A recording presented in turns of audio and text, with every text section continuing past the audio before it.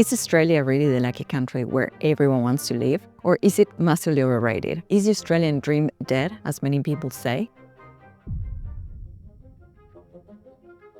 I'm making this video because lately I've been surprised by the amount of online comments, including on my YouTube videos, of people from all over the world, including Australians themselves, saying that Australia is no longer the lucky country it used to be. So much so that many of these people are actually telling me that they've decided to leave Australia and go somewhere else. But is this actually true? Is Australia really overrated? Personally speaking, I've been living in Australia for more than 10 years now, and I've witnessed some of these changes myself. So I'll give you my honest view about these claims, because I know that many of you are actually planning to come here, but suddenly you're reading the news and what people are saying online, and I'm a bit worried on whether you're making the right decision or not. Disclaimer though, my views can be a bit controversial and not everyone's cup of tea. We're also going to analyze what people are saying online and why they have decided to leave the country. Now, as I always say, take everyone's opinions with a pinch of salt, including mine, because everyone's views are subjective in nature. Everything that we say and how we interpret the world is inherently biased and shaped by our different backgrounds, upbringing, values, and overall personal experiences. How I see the world might be very different to how you see it. So if you're thinking of moving to Australia and are still deciding whether to come here or not, this video might be for you. So if you're interested, keep watching. Alright, now the first claim that I'm seeing people make all across Reddit, online forums, is that Australia is overrated because it's boring and bland. People are saying that Australia lacks culture, it's all about the suburbs with little real city vibe, car dependent, and missing a strong sense of community. I'll give you a few examples on what people are saying on Reddit. I'm originally from the UK and have spent time living abroad in mainland Europe and Asia. I've really enjoyed most countries I've lived in, but I've recently moved to Australia to try it out, and I'm honestly just finding my time here incredibly boring. So expensive to do anything and so car dependent that I find I spend so much time driving or just staying at home. And then other people respond, "Hello, I'm Aussie and I agree with you, it's a really boring place, it's hard to make friends, it's expensive, everything is way too far." Okay, so as you can see, this is the kind of sentiment going online for some people, and I get where they're coming from in some way, but I also think that what they're saying is a bit of an oversimplification. It is true that a lot of Australian cities, especially in outer suburbs, can feel pretty samey. Rows of houses, big shopping centers, and not much happening unless you drive somewhere. Compared to places like Europe or Asia, where you can step out of your door and be surrounded by history, markets, and amazing street life. I myself am from Buenos Aires, Argentina, and it is true that when I came here for the first time, when I arrived in Melbourne, it did feel a bit like a town, especially coming from a city like Buenos Aires, which is huge, massive, and there's lots going on. Melbourne feels very small in comparison. So if you're looking for a hectic city life, similar to what you see in London, Buenos Aires, Paris, New York, you're not going to find that in Australia. At least that's my opinion after having lived here for more than a decade. Now, in terms of car dependency and suburbia, yes, it is true. Australia is a pretty car dependent country. The urban planning of Australian cities is more American rather than European, in the sense that they're not very walkable and public transport connection between suburbs is not great. So unless you live in the middle of Melbourne or Sydney, you're probably going to be driving everywhere. And of course, the implications of this is fewer spontaneous interactions with other people, with strangers, no bustling piazzas or casual cafes where people just hang out all day, as you see in many parts of Europe or South America or in major cities like New York. And because of this, it is true that sometimes there is a lack of sense of community, and it can be tough, especially if you're coming from overseas and you're a migrant. You can feel a bit lonely, yeah, because when you go out, it's mainly suburbs. Sometimes there's no one walking around. I already talked about this in another video, so it's pretty quiet in that sense. But if you have a family and you're looking for that kind of lifestyle, then I think that's pretty ideal.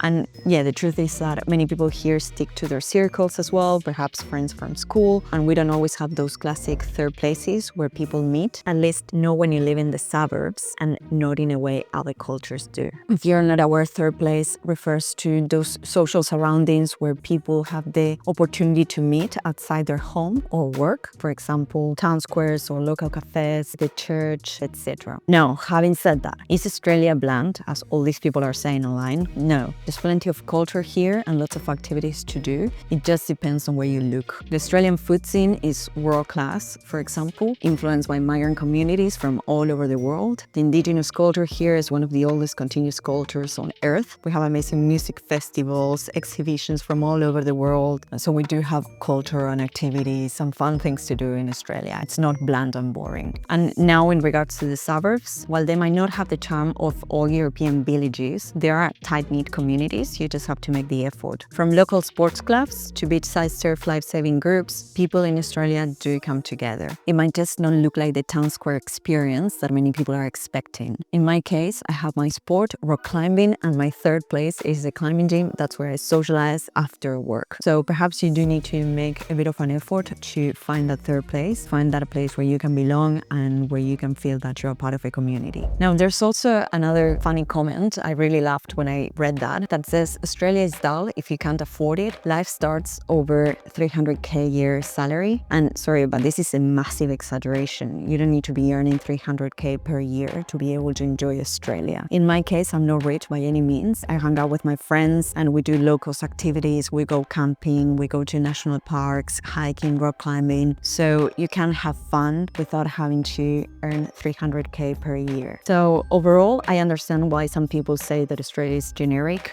if you want, especially if you're stuck in the cycle of work, drive, home, repeat. But if you dig a little deeper through food, art, nature, their places, it's anything but boring. It's just a different kind of culture. And the last comment that I want to highlight in response to all these claims about Australia being boring is someone who said, I'm not sure what state you live in, but in most countries, it depends on the friendships you form. Australia is not different. And they're completely right. Now, the second claim that people are making on why Australia is overrated is that they say that Australia is isolated from all over the world, that it feels like a prison where you're stuck in a bubble, you're far from everything, while Europeans can just hop on a train and be in another country in a few hours. I'll show you what people are saying on Reddit. Some people aren't happy on an isolated bubble-wrapped island on the bottom of the world. You can have all the privileges you want, but what is it worth if you're simply living in a self-contained and expensive prison? Another one. I'm literally in the middle of the world. He's in Portugal. There is something to be said about being able to fly to dozens of countries and cultures in just a few hours. In Australia, you can do the same and still be shopping at Woolworths. Again, I totally get where they're coming from, but let's break it down because we're not seeing the full picture here. It is true, Australia is far, like really far. If you want to visit another country, you're looking at very long flights, expensive tickets, and jet lag that wrecks you for days. Meanwhile, in Europe, it's very easy to travel around countries. And in Australia, because we're so isolated, it can sometimes feel like we live in a bubble. It is true. Even trends, music, fashion, or business ideas often reaches later than the rest of the world. And there's also a bit of an out of sight, out of mind feeling in that it seems that many people living outside Australia don't even know much about this country beyond kangaroos and the Sydney Opera House. Now, having said that, saying Australia feels like a prison, I think you're really pushing it. It's an exaggeration,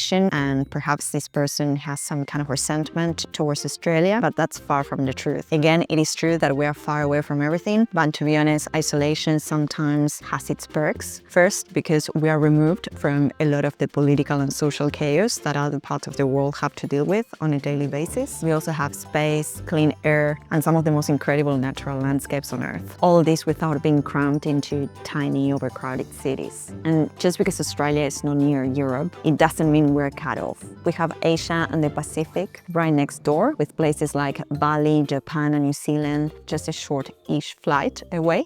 Plus, domestic travel here is insane. From the Great Barrier Reef to Tasmania to the Outback, you don't have to leave the country to see these beautiful and very unique landscapes. So sure, Australia doesn't have the same backpacking through 5 countries in a week experience that Europe offers, but in exchange, we get a lifestyle that's relaxed, safe, and full of outdoor activities. Whether that trade-off is worth it, that's up to you, and it depends on what you value more and the kind of activities you're into.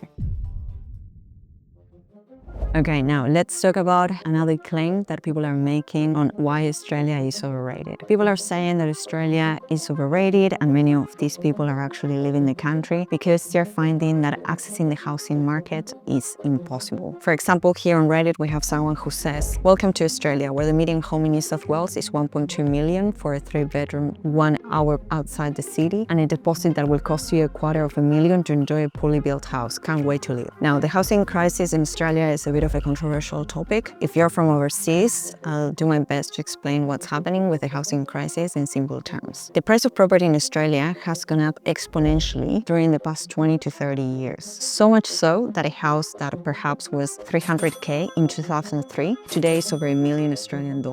And the biggest issue is that these prices haven't really kept up with real wages. So today, the average Australian household takes 50% longer to save for a house deposit that households did 30 years ago. So in a nutshell, it's getting very hard for younger generations to access affordable housing in major cities. And the reasons for this are due to a combination of different factors. It's a bit of a systemic issue. The first factor is population growth, which has mainly been driven by immigration, and many people are very angry about this. And what they're saying is that this mass immigration has created a housing shortage. And while this might be partially true, the latest data actually shows that the largest group of migrants in Australia are international students. And where do most of these international students live? In very small studio apartments in the city, in student accommodation or share houses. It's very unlikely that these international students have the financial means to buy a house for themselves. So this basically means that most migrants coming to Australia, which are comprised of international students, are living in the type of housing that not many Australians want to live in. And I know this is controversial, but immigration is only one part of the puzzle of the housing crisis. Now, many of you might be saying, what about foreign investors? Well, that's another issue that's causing a lot of anger, and we're going to talk about that in a few minutes. But foreign investors as well, they've been buying properties in Australia, and now the Australian government is putting a stop to that. They're actually implementing a ban to stop foreign investors from buying property here in Australia, so hopefully this is going to provide a bit of relief. But if we're talking about the overall migrant pool, we have international students who are living in these very small studio apartments in the city where not many people want to live in. So they're not the main contributors and drivers of the housing crisis. The second issue is that there's a cultural factor involved, and this is controversial. I know many people are going to get offended by this, but the reality is that Australia today is leading the world in house sizes, even more so than America and Canada. This is very different to what happens in Europe or South America, for example, where people are used to living in smaller dwellings or apartments. In my case, back in Argentina, I grew up in a 3-bedroom apartment in a building, and we were a family of 5. I had to share a bedroom with my sister, and that was all right. We knew our neighbors, we had friends all over, so there were no issues there. And here in Australia, actually, I still live in an apartment. I've always lived in apartments. I prefer them over houses because they are lower maintenance. But the thing is that I do think that there's some kind of stigma here around living in apartment buildings, living in flats or living in units. You tell me if I'm wrong. That's my perception, that perhaps if you're a family of 4 and you live with your kids in an apartment, perhaps that's a bit frowned upon, or it doesn't convey the status that many people would want. And of course, this is also ingrained culturally, as we said, because the Australian dream, similar to the American dream, was always coming here and buying a big house and living in the suburbs. There's also an issue of another cultural movement called NIMBY, not in my backyard, where people who live in these areas, for example, say Brighton in Melbourne, perhaps they're against the construction of high-rise buildings because they say that this is going to bring the area down. So they're a bit concerned about that. And that as well has stopped major developments in these inner city areas. So that's another cultural issue that's happening. And then of course there's other people who say that they don't want to live in apartments because they don't want to deal with the owners' corporations, all that stuff. Now, another cultural factor influencing the housing crisis is the fact that today property in Australia is seen as an investment and not necessarily as a place to live in. So many people today, when they buy property here in Australia, when they buy a house, they see it as an investment in terms of capital growth and equity, etc. This means that they expect the value of their land to go up over the years. And of course, the bigger the land, the more capital growth. But when it comes to apartments here in Australia, they don't appreciate as much in value. So that's why as well, they're not as desirable as buying a house because there you have the land. Now, in relation to this, probably you heard that Australia's construction industry is going through some challenges, especially the build quality of some houses is not up to standard. When it comes to apartments, many of them do actually have defects. I remember myself when I was looking at buying my apartment, I was going through this contract of sale, and many of them had major defects. So that's another issue as well that needs to be fixed to encourage people to actually live in these apartments. Sometimes the size of these dwellings is not up to standard as well, or they don't have enough natural light. But I know that all these issues are trying to be rectified by updating the National Construction Code. So hopefully that solves it. That's another reason why some people may be a bit reluctant to buy apartments. And of course, again, you have the issue of skill shortages and not enough construction workers to meet national housing targets. Now, another big problem contributing to the housing crisis here, and this is one of the biggest ones, is the issue of negative gearing. And this kind of relates to the problem of seeing your house as an investment. So the issue is that many people here, especially those who have money or those who have equity in the primary homes, tend to buy houses and apartments as investment properties that they can rent out. And this way they can deduct the loss of these investments from their taxable income. So it's basically people are hoarding properties, investors are hoarding properties for tax benefits. And there's a massive issue with Airbnb as well, where people are buying houses, especially in very desirable locations, just to rent them out for Airbnb. And of course, it puts a lot of pressure in the housing market.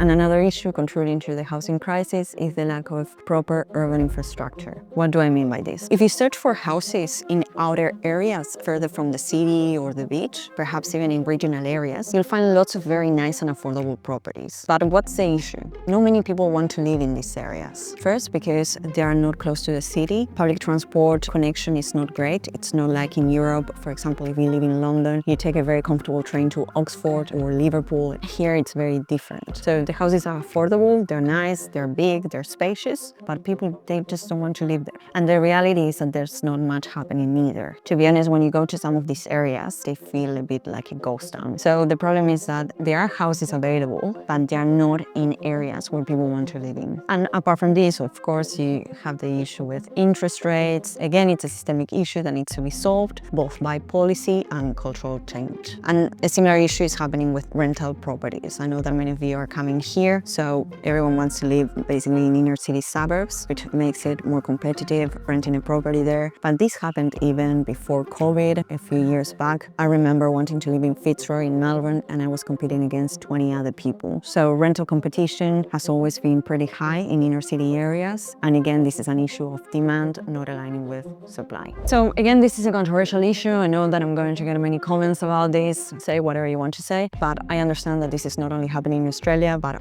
all over the world. There's a housing crisis, population is growing, there's a lot of mobility across countries, and we need to be prepared in terms of infrastructure and culturally speaking to adapt to all these changes.